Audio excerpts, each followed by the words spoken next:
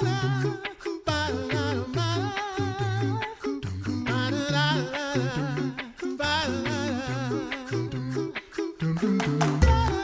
listening to The Coffee Hour. I'm Andy Bates. I'm Sarah Gulseth.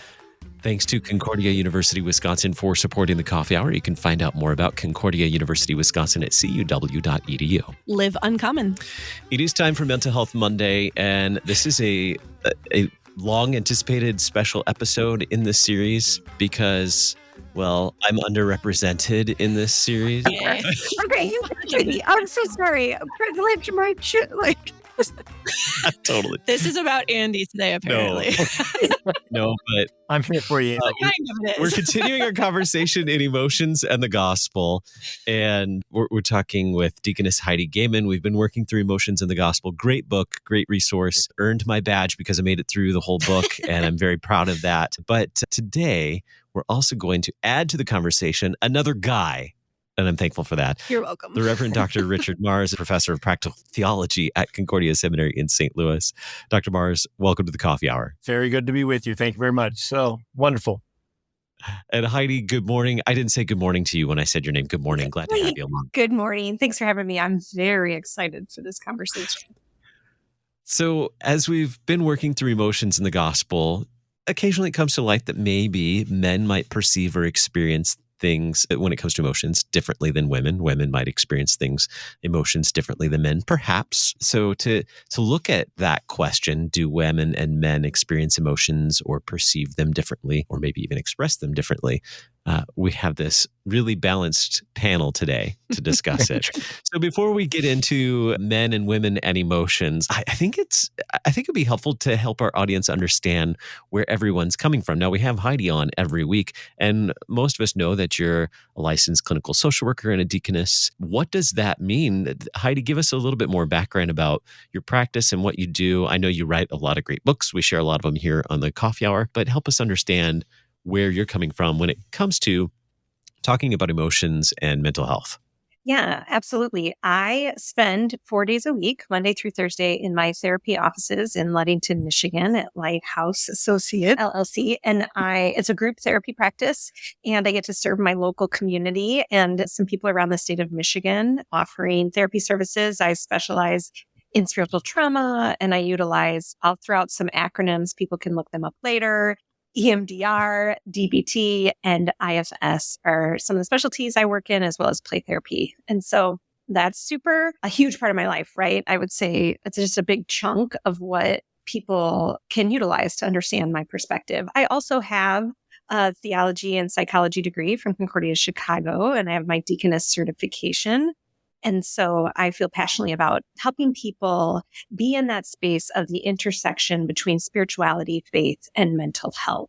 So I write about that on my website. I try to fight for that in our congregations, our districts, different places across the LCMS, and then also out there in the world. And so it's a kind of a unique space, that deaconess and licensed clinical social worker space. But I see things from a systems perspective, which means like that you are a person, but you also interact with schools and faith communities and families, as well as a nation and the world at large and humanity. And so it's pretty fun to watch that intersection, I think, within my writing. And then also just when you have conversations or hear me on the Coffee Hour. Yeah, we've got to benefit from all of your different areas of expertise over the last, however long we've been doing Mental Health Monday. It's been a while, so that's been really great. Dr. Moore, I was going to ask you the same question. What is your background, your experience in the mental health field? Yeah, it's interesting that Heidi and I kind of have some similar but still distinct connections in our fields. I am still a licensed psychologist, was a psychology professor and a counselor in Concordia University system colleges for 15, 16 years, worked in various private practices as well as I was moving towards licensure as a psychologist.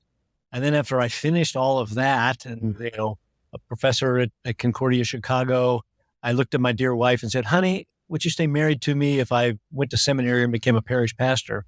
And she said she would. So at age 40, we brought the kids to the seminary and I studied here for years, went out on a convertible vicarage to become a pastor and thought I was going to be a parish pastor for the rest of my life, when then Concordia Seminary called a few years later and said, would you consider coming and being a teaching pastoral counseling here? So it's been my honor to help for the last 17 years teach a generation of pastors a little bit about pastoral care and counseling, a little bit about what the Bible says on emotions and pastoral care, a little bit about what psychology says about how to do good counseling, and try to squeeze all of that into one 14-week class so that pastors can go out and be as competent as possible when they're actually doing care of souls work for people. So yeah, it's important. Also, author wrote a book a few years ago called Making Christian Counseling More Christ-Centered that we've talked about before. And my other passion is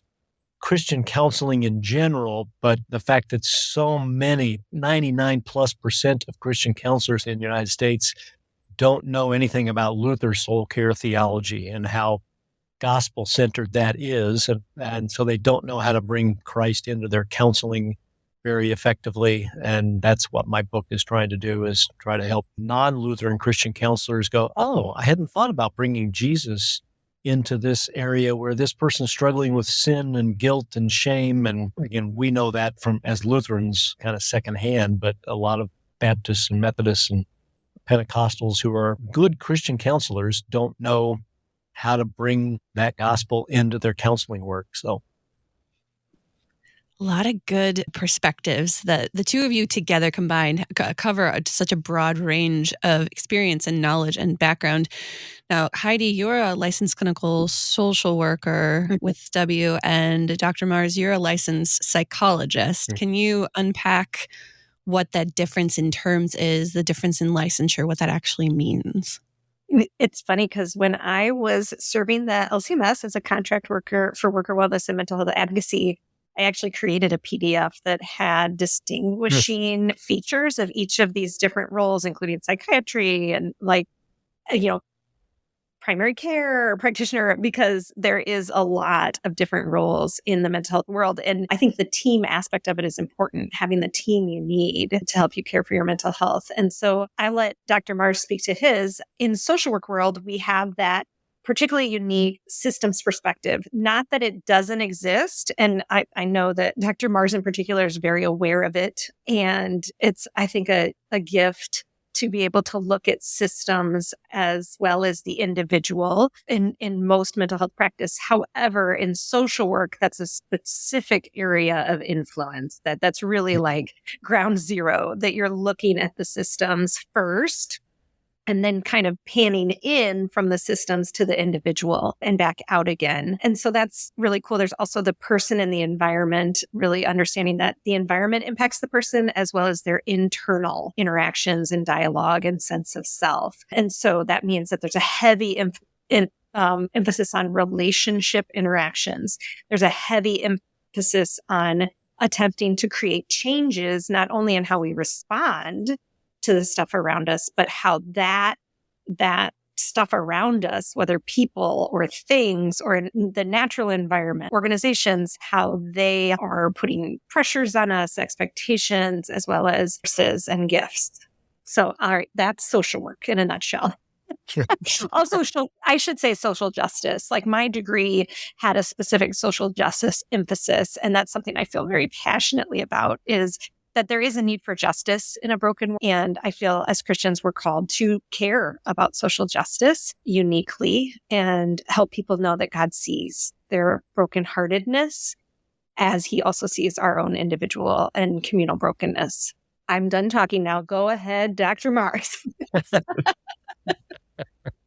Yeah. And again, in therapy, there might not be a lot of differences between what a psychologist does or what a social worker does or what a marriage and family therapist does. There might, because of the theoretical sort of background. And yeah, I do like and respect a lot of the systems theory. I personally tend to use a little more cognitive behavioral sorts of strategies with individuals, but that's just kind of who I am and such. But psychologists would also have training in testing. Like you wouldn't, if your child needed an IQ test or a diagnosis for learning disabilities, you'd send them to a psychologist, either a school psychologist or a clinical psychologist. I've had that sort of training. I used to do work for the Chicago Police Department, where a group of psychologists I worked with did personality inventories and then interviews of prospective police officers for the city of Chicago, and interview them for 30 minutes to determine, should we recommend them? Do they seem sound psychologically to recommend to the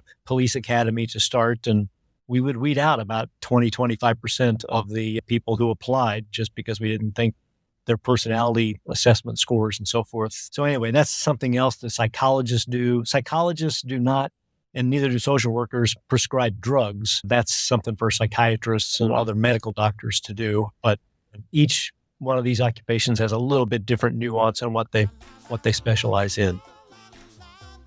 So we have a firm foundation on who we're talking with today and what we're going to dig into when it comes to mental health, emotions in the gospel, and men and women. And we'll continue that conversation in just a moment right here on the Coffee Hour. I'm Andy Bates. I'm Sarah Gulseth.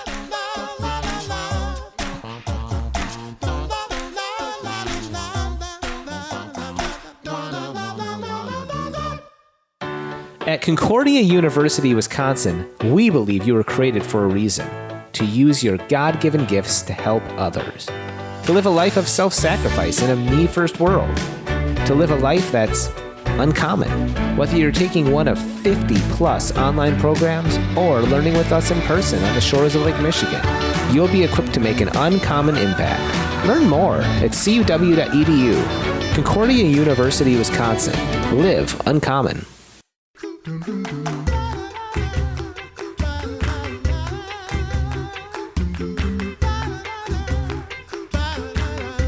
Welcome back to the Coffee Hour. I'm Andy Bates. I'm Sarah Gulseth. It is Mental Health Monday, and today we are continuing our conversation in emotions and the gospel. A very special episode as we're looking at men and women and emotions. Our regular guest, Deaconess Heidi Gaiman, and our special guest today, the Reverend Dr. Richard Mars, professor of practical theology at Concordia Seminary in St. Louis. So now that we have a better understanding of your professional backgrounds, a little bit about who you work with or who you've worked with in the past, clients that you've served with when it comes to men, women, children, who are the people that you've served in the past or have the most experience with in terms of clients or teaching as well? So I serve a large variety in my practice. Social work, and my social work program in particular is what we call advanced generalist practice, which means that you're trained to serve all populations, basically. I have always accidentally served in mostly rural-ish communities. Rural, did I say that clear enough? And so that's been kind of a surprise and unique with finding resources and things for people. But I also, in working with the LCMS, have worked with people all over the globe trying to find resources, particularly our church workers and their families. So that's been really fun, like a lot of variety, which suits me really well. I love variety. In my day-to-day clinical practice, as well as when I do speaking events, I work with a fair amount of young adults. You know, Dave and I, my husband and I, did campus ministry, and we've always been involved in young adult ministry at our churches, and both college students and non-college attending students and new parents. And so a big segment of my practice is young adults. I see middle schoolers and teens. I even see kids as little as preschool age. I do parent attachment therapies as well with infants. And then I see, and moving to Ludington, Michigan, which is almost a retirement community, not solely, but there's a lot of retired population here. I feel like God has invited me to do a lot more work with what I like to call the second young adulthood, which is people who are retirement and beyond or looking at those changes in their life. I do family work and I do work with couples. And so a huge variety. It's really fun. Dr. Mars, how about you? Your experience? And again, before I became a seminary professor, my experience was probably 60% with women and 40% with men. It's just kind of the nature of women tend to come in for counseling a little bit more frequently than men do. Also in pastoral care, when I was a parish pastor, that percentage was probably true. I've done some work with children, obviously a parish pastor, but also as a counselor, but probably not as much as Heidi has. In the last 17 years, I'm working in an institution that's 90% male at Concordia Seminary. So it's been primarily men, although I don't really see students in counseling situations very often. That's not my role. I'm to teach pastoral counseling for years. I was director of the MDiv program, so I helped students through that were struggling in the program in any particular way. But yeah, a lot of interactions with men and women, more men in the last 17 years, more women in the first 25 years of my practice. So. Okay, Dr. Mars, you said something very interesting, that the majority of your previous work was with women. So, and this might be a huge question that might take us till the end of the episode, and that's okay. But why? Why do women, are there reasons why women tend to pursue counseling and therapy more than men do? I think there's a slightly higher percentage of men that are just kind of more resistant to counseling than there are to women. But also, again, a lot of my work was in college counseling centers. So 3 different college counseling centers that I worked in over 15 years or so. And 60% of, probably 55% of the population of the college was women. So, and just like it's true in congregations too, congregations tend to be about 60%, 55 to 60% female on average. So women just tend to get involved in these organizations more, attend college in slightly higher numbers, and go to church in higher numbers. Men tend to be a little more resistant. Not all. Some, when they realize that they're really anxious or they're really depressed about something, they come to counseling, but it might take a little bit more of that for a man to reach out and say, I need help, than it might be for an average woman in my experience. So. Before we talk much more about differences between men and women, any caveats, or are there concerns about generalizations before we go much further into the differences between men and women? Heidi, do you want to start that off for us? Absolutely. I think Dr. Mars and I, and you guys included, are both very aware of how tempting it is to do 2 things, both overstate and overgeneralize. And so we're going to ask that you, as a listener, and us with each other, have grace in that our intention is not to overgeneralize. We understand that people are unique individuals made in the image of God and shared humanity, but also with their own unique perspectives and experiences and environments and all of that good stuff. And so we're going to really keep that in mind in our language. You'll see us reference that, trying not to overgeneralize, but understand that that's also our perspective. We do not want to overgeneralize. While we do want to be able to look at what we've seen and experienced in our work with other people, as well as some research we know, to be able to make some correlations is what we call it. There's very little causation. We're only learning just now a little bit more about the brain. And we've talked about that on other Mental Health Mondays, that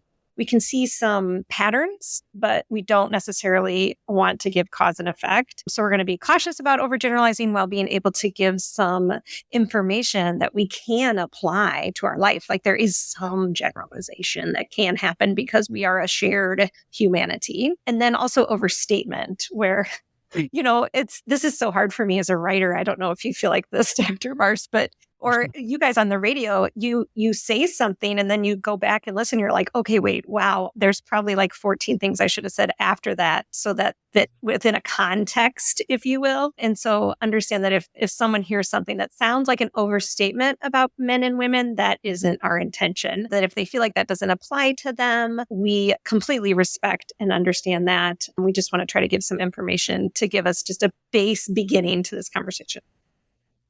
Dr. Mars? And that said, let me go ahead and make the overstatements and the generalizations here, a couple of little insights. Again, I teach pastoral counseling to 90% men. We do have deaconesses that come into the program too, and they take the class. Every semester, then I hand out a sheet of emotion words, kind of like the same like Heidi has at the end of her book. And I tell the guys, okay, you need to start studying these like you study Greek words, because these are probably not in the vocabulary for many of you. And they kind of look and go, oh yeah, I don't use these words very often. And so they are required to talk about it because it's part of listening to be able to reflect back to somebody what their emotions are. And I tell them the story. Well, again, I resisted this myself when I was in my low 20s and going to grad school and counseling, and professors were saying, you need to study these emotion word lists. And I'm going, oh, and it finally hit me one day, and I'll use another story later on for that, but why that was so important. But a few years ago, I actually went to Latvia and was doing a pastoral counseling week with Latvian pastors. And I handed out, they all knew English, but I knew not a word of Latvian. I handed out this same emotion word list to them, and they looked at it and went, "Oh, Dr. Mars, we do not have so many words for all these various emotions that you do in English." And I couldn't argue with them. I didn't know a word of Latvian. I just had to kind of accept it by faith. Except 3 months later, I was scheduled to meet with the Latvian pastoral counseling professor there. He was coming to a conference that I was attending in Nashville, American Association of Christian Counseling Conference. And so we made arrangements to meet. And he and I had a conversation. And at the end of the conversation, I said, "Well, it was interesting to me that your Latvian pastors said, 'Oh, we do not have so many words for all these various emotions that you do in English.'" And he started laughing. I go, "Why are you laughing?" And he went, "Oh, no, no, no. We have just as many words in Latvian language for all those emotions. Those men just don't know those words." So it was, again, some cross-cultural evidence to me that men in general, again, not all men, but men in general tend to not talk about their emotions, not have emotional language to be able to talk about. Women tend to do that somewhat more frequently across cultures. And maybe it is Western cultures. I don't know enough about Asia and Africa and some other cultures to wonder about that. Although Africa, I think I would say, evidence I've looked at it, men and women are kind of the same too. But so, yeah, an overgeneralization that men don't talk about emotions as much as women do, but I've seen cross-cultural evidence to hang my hat on that's, as a generalization, rather true. So,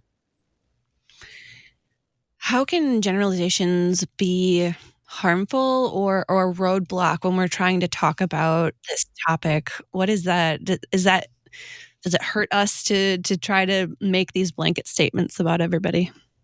I think part of it is a little bit of a trauma response. People don't want to be put in a box. And we all have our inner middle schooler who had people who made assumptions about us, or at least our like hyper awareness of what people were thinking about us and how cultural things have been applied to us that didn't fit based on the way we look or think or things we're a part of or groups we're a part of.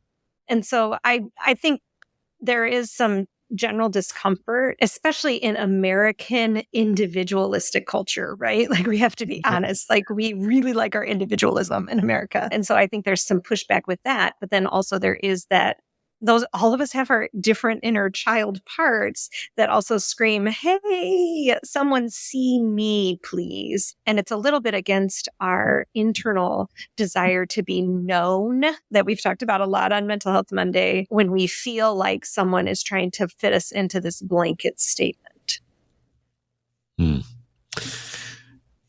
And Dr. Mars, anything you want to add to that? Well, I liked your comment there about your inner middle school child. Yeah, I think both little boys and little girls get different messages sent to them about, and it probably varies a lot from family to family. And that kind of gets into John Gottman's work that we'll not have time to go into right now. But yeah, little boys often told, "Oh, big boys don't cry." And so little boys start at a very young age to go, "Oh, okay, I shouldn't show my sadness. I shouldn't cry. I shouldn't show tears."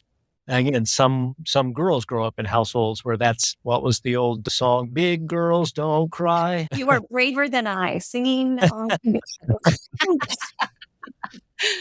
Frankie Valli. Yeah. So yeah, it happens across different situations. So different people grow up in different families. But it's still in some generality that men are taught not to express their weaker emotions. They're okay with expressing anger, perhaps, but any emotion that might show that they're not as strong as they should be emotionally can be downplayed, and that's dangerous because, again, God created us as fully human creatures, and He has emotions Himself, as Heidi is so clearly articulated in her book. I remember a great time telling seminarians about Heidi's book and saying, "You should read this because it's going to help your emotional health." And we spend an hour every week talking about not emotional health, but spiritual health, emotional health, relational health, the 7 different areas of health that have become so important in the Lutheran Church Missouri Synod. We spend an hour on that each week with our students. And so, yeah, I got to tell students last fall, read Heidi's book. It's going to be very helpful to you in your emotional health. So I appreciate that. Thanks so much. Well, it's great when we're all speaking from the same lexicon too. Mhm. When we have shared vocabulary that we can use to describe emotions, how helpful is that? And we're going to continue that conversation next week here on the Coffee Hour because we are all out of time today. We will continue our conversation on men, women, and emotions here on Mental Health Monday. You've been listening to the Coffee Hour. I'm Andy Bates. I'm Sarah Golseth. The Coffee Hour with Andy and Sarah is a production of KFUO. To support the Coffee Hour and KFUO Radio, visit KFUO.org. You can also text KFUO to 41444 or send an email to gifts@kfuo.org. And you can call us at 800-844-0524. KFUO. Christ for you, anytime, anywhere.